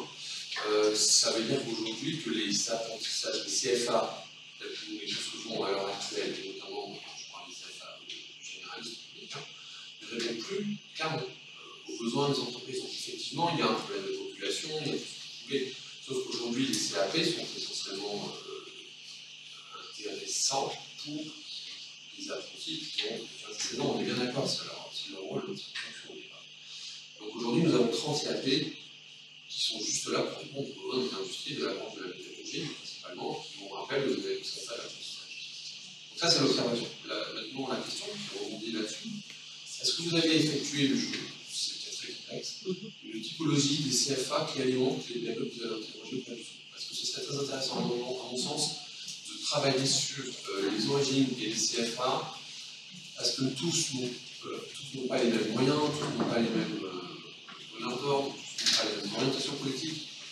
Et là, pour le coup, je vais appuyer pour la branche, c'est normal, c'est mon rôle aussi. Les CFA de branche, je parle de la métallurgie, mais c'est tous les secteurs, à mon sens, ont un rôle prépondérant à jouer, de par leur proximité avec leurs entreprises, pour pouvoir répondre au plus près aux besoins en compétences des entreprises de toute taille. Alors effectivement, ce que vous avez dit tout à l'heure sur les grandes entreprises qui trustent les petits métiers, c'est vrai, mais ce n'est pas que vrai. C'est vrai pour certaines catégories de métiers, notamment pour les niveaux 3, 2. C'est moins vrai pour les niveaux infra, parce que ces niveaux-là existent, donc on en a besoin aujourd'hui. Ce qui se passe en revanche au niveau des métiers, je parle de la stratégie aujourd'hui, vous avez deux niveaux de professions qui vont dans les production qui apparaissent. Vous avez une vraie polarisation, vous avez des niveaux de métiers pointus à très pointus qui explosent. La preuve, vous avez 60% d'apprentis en branche, quasiment des ingénieurs en mode ingénieurs, 60%. C'est énorme. Hein. Et ça va crescendo. Et à côté de ça, vous avez le niveau vraiment le faible niveau de qualification dont les industries ont toujours besoin aujourd'hui, mais c'est là-dessus qu'on a pas. Mais entre les deux, là, il y a un ventre mou qui est en train de se creuser de plus en plus. Et le problème, c'est que le système de formation nationale, c'est ça, alimente ces niveaux-là, sauf que derrière, il y a plus de débouchés. Dans l'industrie, je pense qu'il faut vraiment réadapter et travailler de plus en plus de concert avec les industries et les appareils de formation. On a un nouveau gouvernement pour en parler. Alors, voilà un petit peu ce qui est en train de se faire aujourd'hui. Du coup, je reviens sur la question. Si vous avez une typologie des CFA, vous avez. Non, bon, j'imagine, hein, mais. Ça pourrait être une suite d'études. Ah, mais clairement. Parce que, y compris pour travailler avec la région, parce qu'on prend le nombre de CFA qu'il y a en Ile-de-France, et qui alimente malheureusement les agences de l'emploi. Quand vous dites, je ne sais pas si on a compris, quand vous dites 30 CAP, en fait, c'est 30 apprentis, c'est l'apprentissage CAP. Ah, 30 apprentis, Ah oui, pardon, sur les 2800, on a 30 qui sont en CAP. Ah non, on n'a pas 30 formations CAP. Ah non, non. Ah pardon, excusez-moi, je précise pour les internautes. Non, il y a bien 30 jeunes apprentis qui sont en train de se former à un CAP. Sur les 2800. C'est important. C'est vrai qu'il y a combien de formations, 30 apprentis sur combien de formations ça coûte? Je crois qu'on a 4 là. Oui,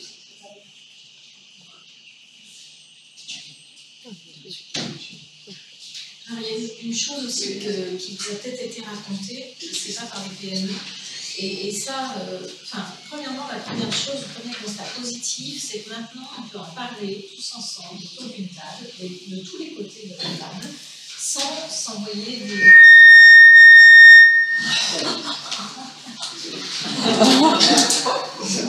Mais on se scratch. Non, c'est pas grave, c'est pas grave. On va laisser tomber. Donc ça, c'est positif, parce que ça veut dire qu'on est tout près de pouvoir peut-être résoudre les choses. Il y a une chose aussi que certains dirigeants expliquent très bien quand on va les voir derrière la machine, parce que c'est quelque chose qui nous interroge, même nous. Pourquoi ne recrutent-ils pas des jeunes alors qu'on a fait le contrat génération, qu'on a effectivement des anciens qui sont très bons pour former des... Puis ça se pratique encore, hein, heureusement. Mais il faut faire un tout petit peu à la fois de technologie et d'histoire, c'est-à-dire qu'il y a 20 ans, peut-être 25 ans, il n'y avait pas comme aujourd'hui ce qu'on appelle les commandes numériques, c'est-à-dire ces énormes machines, qu'on appelle aussi UGV, 3 axes, un jargon, c'est-à-dire des machines qui produisent vite, bien, qui coûtent très cher et qui passent de la matière en quantité, donc, et ça coûte très cher. C'est-à-dire qu'il y a 20 ans ou 25 ans, un jeune pouvait casser une pièce, ça allait coûter 300 ou 500 euros. C'était pas très grave. Il cassait l'outil, il fallait refaire l'outil, ça coûtait ça. Voilà. Et tout le monde peut mettre l'apprentissage au déj, gentiment. Voilà. Et on continue à lui apprendre pour pas qu'il casse. Aujourd'hui, un chef d'entreprise, il va beaucoup plus s'éciter parce que s'il casse la même chose, et dans cette machine UGV, ça va être 5 000 euros, voire plus. Donc effectivement, on n'est plus, en fait, c'est, voilà, si on compare avec des voitures, on conduisait des, qu'est-ce qu'il y avait il y a 20 ans, des classiques, enfin je sais pas, une Renault, une espace. Et puis là, aujourd'hui, on leur demande presque de conduire des Ferrari. Et ce n'est pas la même compétence que de conduire une voiture espace et une Ferrari. L'écart, il est là aussi. Et c'est ça qu'il faut que tous on mesure, nous, les employeurs, etc. etc. Et l'intérim joue un peu ce rôle de s'entraîner petit à petit à la Ferrari, en fait. Parce qu'il y a aussi des formations, par la FT, il y a le cahier, voilà. Et donc, il y a aussi des choses qui se développent et qu'il faut que peut-être qu'on fasse même connaître plus à nos propres entreprises, ce sont les certifications. Il y a les CQPR, les CQPI, les titres professionnels de l'ALPA. Il y a beaucoup de choses qui peuvent qualifier de manière un peu plus fine la compétence. Ce n'est pas encore si répandu, mais si connu. Mais tous ces changements-là, maintenant, on commence à les pointer davantage, et c'est pour ça que je pense qu'on n'est pas trop loin des solutions, parce qu'il faut qu'on les trouve. La reprise est là, hein, dans les tendances là, depuis 2016, ça y est, on sent le niveau des recrutements s'accentuer. Et puis il y a aussi un lieu où ces débats peuvent avoir lieu, ce sont les CPC. Voilà, où il y a la troisième CPC de la métallurgie, justement, où il y a peut-être des débats et des présentations à relever, à concevoir justement, à avancer dans ce sens-là. Je crois qu'il faut qu'on améliore ce fonctionnement-là. C'est urgentissime. Ouais.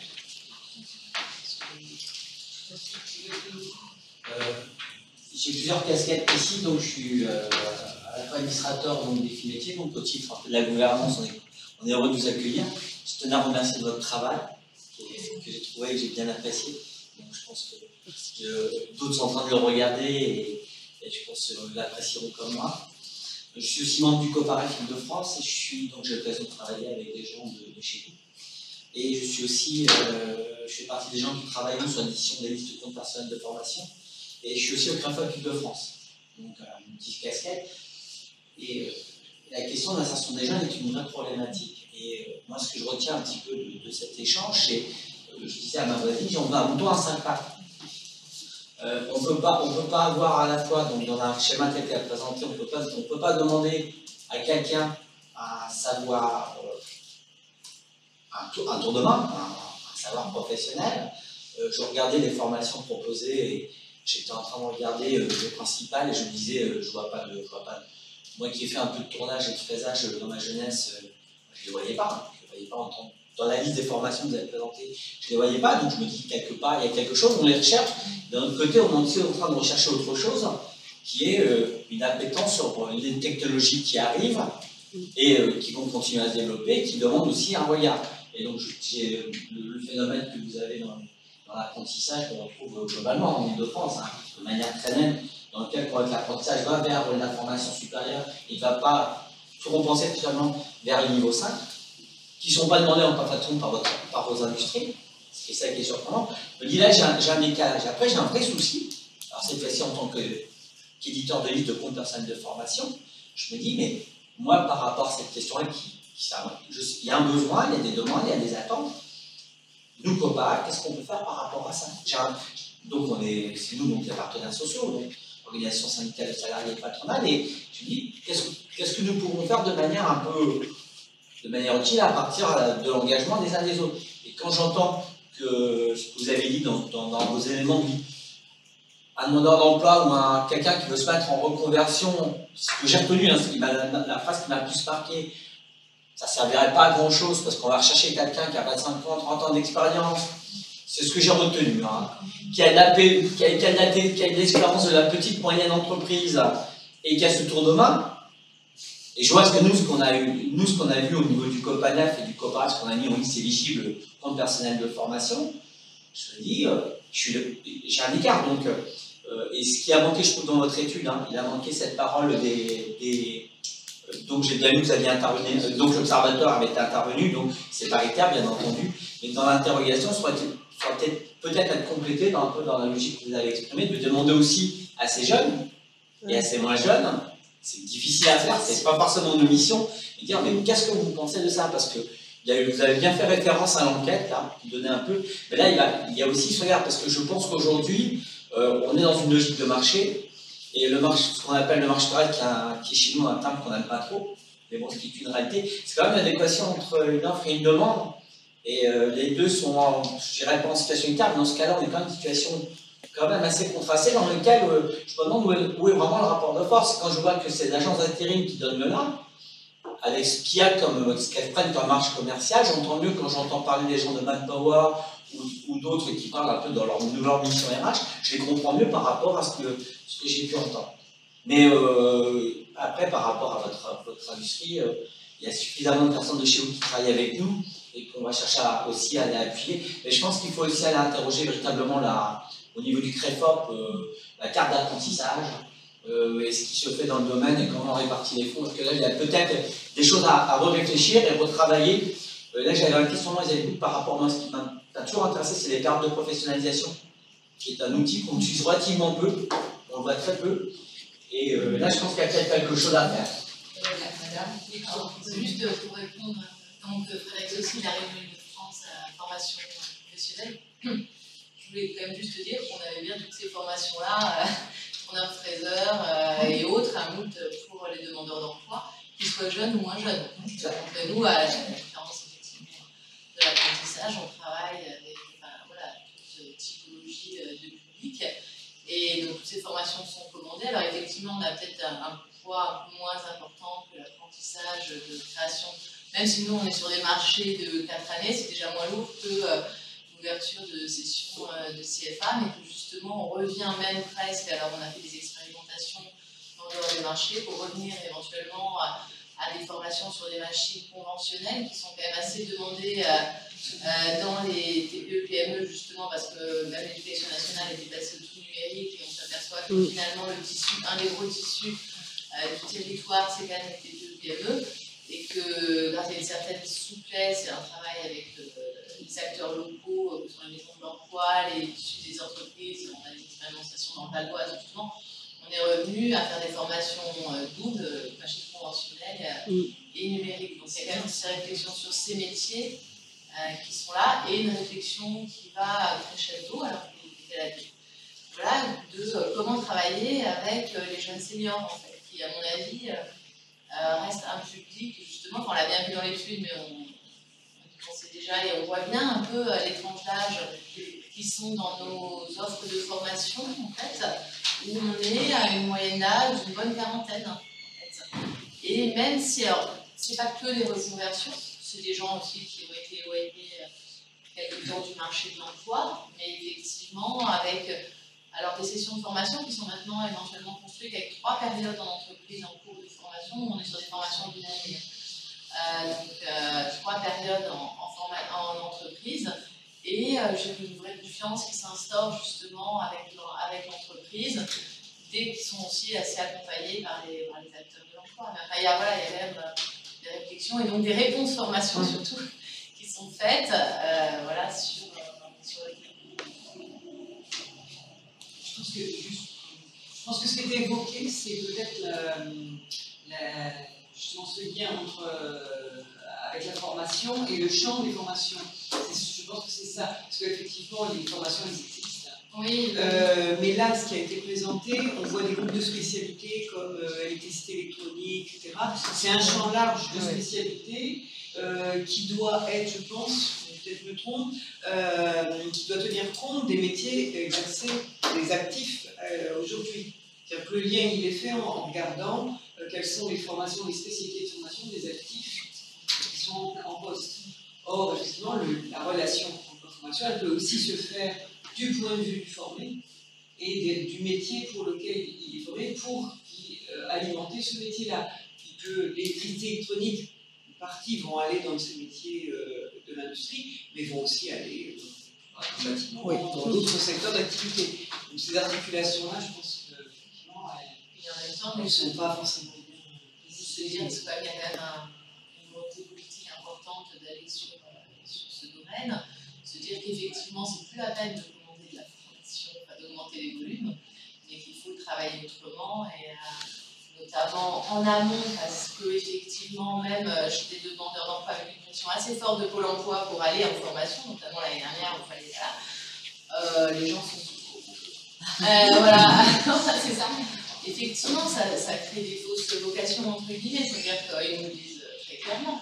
Donc, travailler l'amont, quand on a le temps pour un organisme de formation, en fait, c'est-à-dire aller sur du vrai recrutement, mais même des gens qui au départ ne sont pas forcément présenter le panel des possibilités offertes en termes de sortie emploi et carrière, parce qu'il y a surtout des vraies carrières aussi possibles, et puis travailler l'aval avec il faut sortir de faire la période de formation, il n'y a rien avant, il n'y a rien après. Donc c'est plus ce travail-là qui se met en place avec la région notamment, c'est-à-dire que nous formons, mais on doit accompagner derrière et on doit tisser les liens avec toutes ces PME. Alors, mais on va vers ça, comme on est nous maintenant un peu aussi en réflexion bassin d'emploi, forcément la réponse se fera plus finement aussi sur l'accompagnement.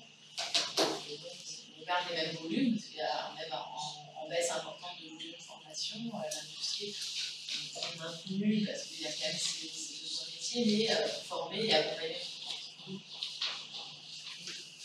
Si je peux rebondir sur quelques exemples. Alors d'abord, avant tout, je l'ai dit tout à l'heure, l'attitude est excellente. C'est vraiment très intéressante. Plusieurs réflexions. Je voudrais répondre, une axe de réflexion sur ce que vous avez dit, messieurs, concernant les listes. Alors, ce que nous ressortent les entreprises, on n'a pas du tout de données statistiques là-dedans, c'est que les entreprises se perdent un peu dans les listes.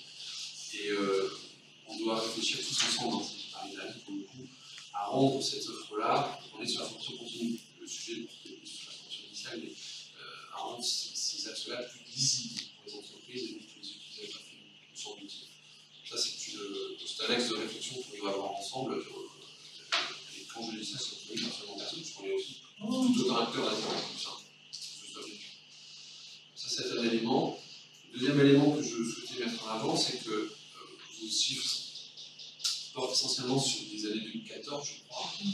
En 3 ans, il se passe énormément de choses, notamment au niveau technologique. Il s'avère qu'aujourd'hui, nous travaillons sur plusieurs projets, plateformes de fabrication, d'installation, sur des métiers du moins. En fait, on se rend compte que les entreprises d'une certaine taille, ne peuvent pas les grandes, ne savent pas ce que sont les métiers. C'est la grande difficulté, c'est très différent de ce qui s'est passé il y a 3 ans. En 3 ans, ça a beaucoup changé. Les entreprises sont un peu plus en train de se dire que vous l'avez d'ailleurs souligné tout à l'heure, vous avez dit qu'on est prêt aujourd'hui à embaucher un dessinateur, quel que soit le salaire. Ça, c'est une note que nous, on est proche de les modifier. Parce qu'on ne sait pas où on sera dans 3 ans. Ah, aussi, très bien.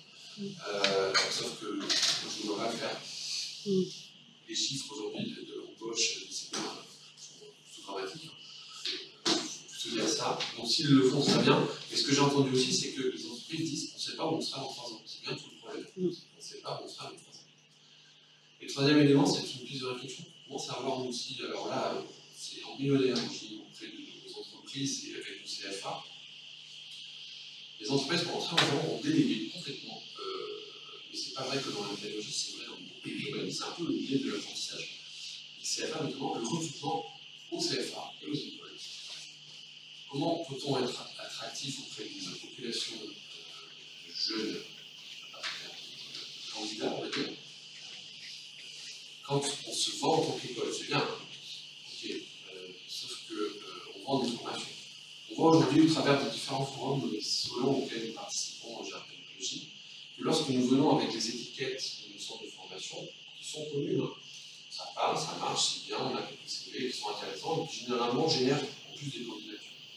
Lorsqu'on vient avec ces mêmes CFA et à côté une entreprise, même PME, qui dit on a ce poste-là, mais il faut passer par là, pour là, c'est plutôt 200 CV qu'on a en une demi-journée. C'est du réel. Il faut, à mon sens, trouver un axe de réflexion avec les entreprises, et c'est aussi notre rôle, et là on commence à travailler tous ensemble, à ce que les entreprises soient impliquées dans l'apprentissage comme un axe de recrutement, pas simplement de formation. L'apprentissage, c'est d'abord beaucoup plus très historiquement, quand les centres de formation ont été créés, les centres qui ont été créés, c'est parce qu'aujourd'hui l'éducation nationale n'arrivait plus à pouvoir les besoins des entreprises. Parce que les entreprises recrutaient via l'apprentissage sur du temps court. C'est pas contrôlé, on va essayer. Il faut ramener aux entreprises cette notion de recrutement et de pré-recrutement. Quand les entreprises recrutent en disant je vous confie, je vous CFA, tant d'apprentis pour que vous les formiez, parce que nous, dans 3 ans, on est comme ça, je vous jure que ça prend mal. Effectivement, c'est une fonction de l'objectif, quand je parle. Il faut réfléchir à notre sens tous ensemble là-dessus. Voilà. Et je pense qu'effectivement, de la chose. Et la région a bien plus de là, on travaille plus là-dessus. C'est un élément important. On parle dessus, il faut vraiment que les entreprises prennent conscience que si elles vont attirer des jeunes, encore une fois, je n'ai pas du tout ce mot de jeunes. Je suis très stigmatisant. Non, mais le problème, c'est que l'unité de mesure aujourd'hui, c'est le jeune. C'est horrible. Le jeune, le maître, le litre. Le grand jeune, pas jeune, le moyennement jeune, le mini-jeune, je ne sais pas. Voilà. Bah, ça laisse des perspectives effectivement pour la suite. Hein. Peut-être que ça pourrait être intéressant aussi peut-être de montrer un groupe de travail auquel on pourrait aussi faire participer le FAFTT, justement, parce que c'est revenu plusieurs fois dans la discussion, pour essayer justement à réfléchir à des suites plus concrètes, des pistes d'action. Donc, voilà, je pense qu'on vous recontactera aussi. J'avais juste une question, on a évoqué les jeunes. La voie d'apprentissage, mais par rapport à cette attractivité-là, qui est en fait dans le 45-50, est-ce que par exemple, sur l'observatoire, il y a eu des travaux faits autour de la mobilité, c'est-à-dire des profils qui en fait auraient déjà un certain nombre de compétences acquises, possiblement dans d'autres métiers ou dans d'autres secteurs, qui seraient assez facilement transférables dans ces métiers, entre guillemets, qui recrutent? C'est une excellente question. En fait, en fait, c'est un vrai sujet. On constate que lors du PSE, on perd nos compétences. On perd les compétences qu'on avait formées, l'entreprise avait investi, ok, il y a un PSE. Et après PSE, la personne, surtout si elle reste longtemps à rechercher un travail, elle ne va pas forcément vouloir le rechercher dans la métallurgie. Et quand elle va vouloir revenir dans la métallurgie, elle va perdre ses compétences et nous, on aura perdu tout le coup. On voit heureusement des entreprises repartent, hein, c'est des cycles. Et quand elle repart, elle a besoin de retrouver ses compétences. Donc on a ça déjà.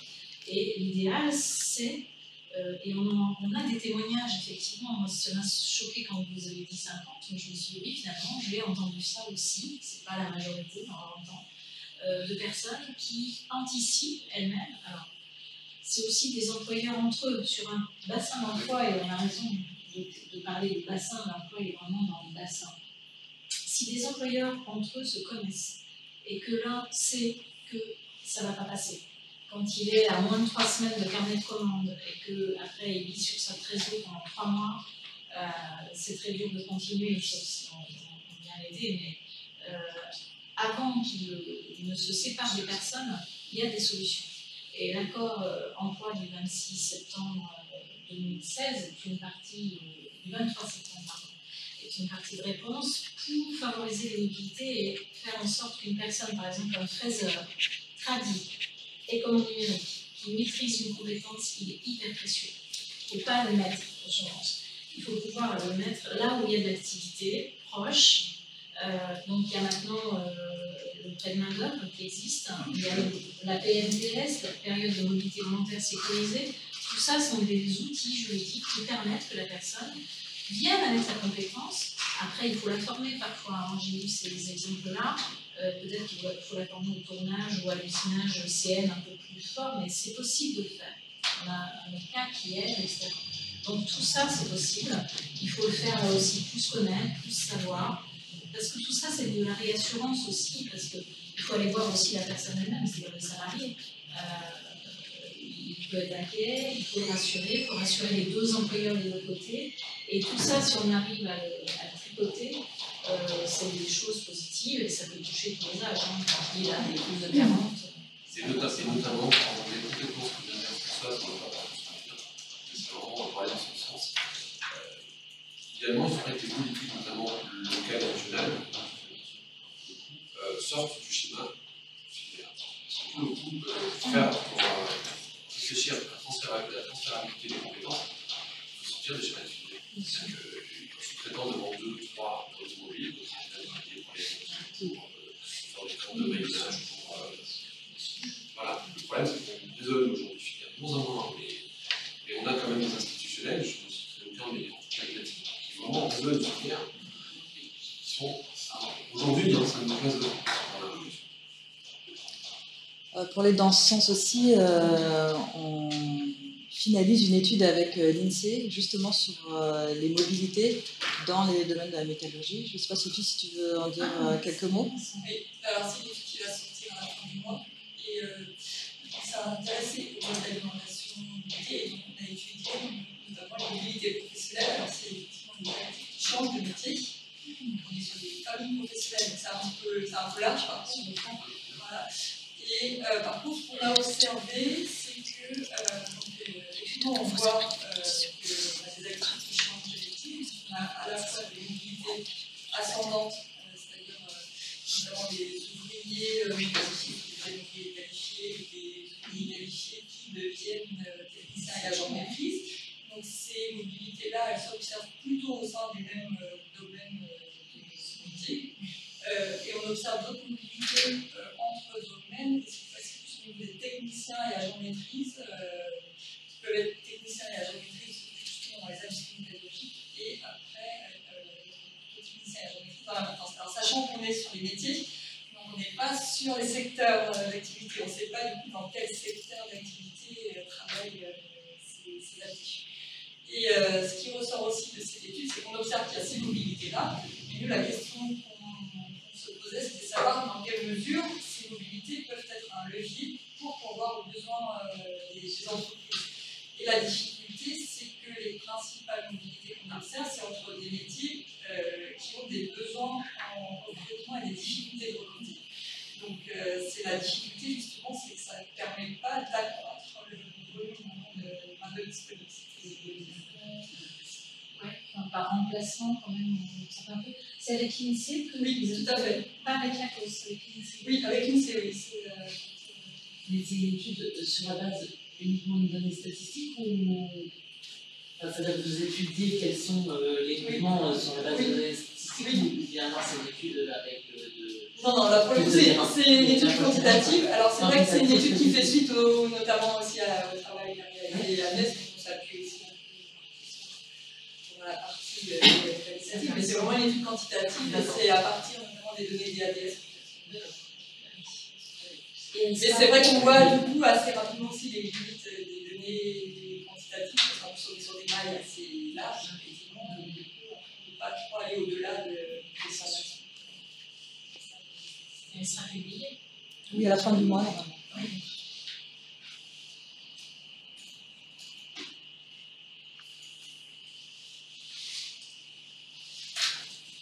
D'autres remarques ou questions? Et je vous remercie tous pour votre participation. Et en effet, je pense qu'il y a matière sans doute à peut-être trouver quelques. Je trouve personnellement que la question de l'apprentissage est très intéressante à creuser. Donc peut-être qu'on peut faire une analyse approfondie sur ce point-là. Merci pour vous. Pardon.